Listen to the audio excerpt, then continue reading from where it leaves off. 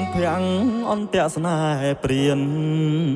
សូមស្ដាប់រឿងខ្ញុំនិទានដែលមានក្នុងសង្គមថ្មីក្មេងស្ទាវឥឡូវ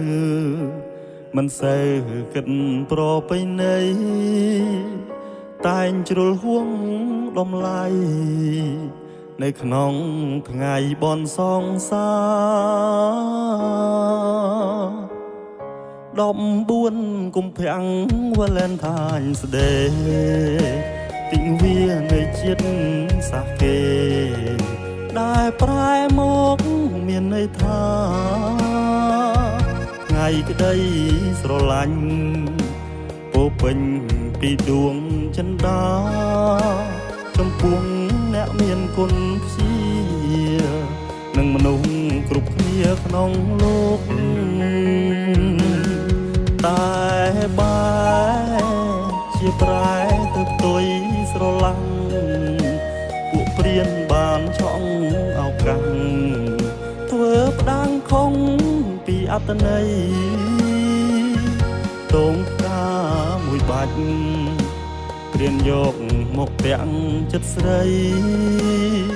ដូរយកព្រំចារីក្នុងថ្ងៃ Valentine's Day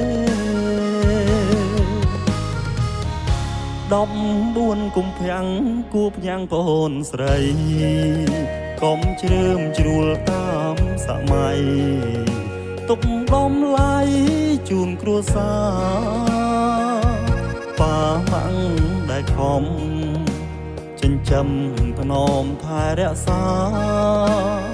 គួរធ្វើខ្លួនពុំងារឲ្យខ្លាចជាខ្មែរមានដំឡៃ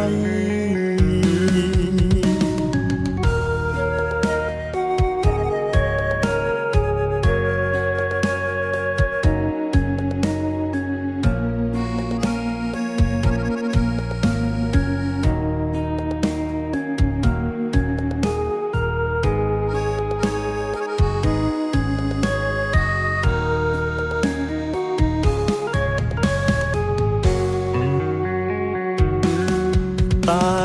បែជាប្រែទៅផ្ទុយស្រឡាំង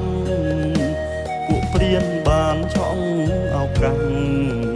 ធ្វើផ្ដាំងខុងពីអត្តន័យតងផ្កាមួយបាច់ព្រានយកមកពាក់ចិត្តស្រីដូរយកព្រំចារីក្នុងថ្ងៃ Valentine's Day 14 កុម្ភៈ គួបញ៉ាំងប្អូនស្រីកុំជ្រើមជ្រួលតាមសម័យទុកដំឡៃជូនគ្រួសារប៉ាម៉ាំងដែលខំចិញ្ចឹមថ្នមថែរក្សា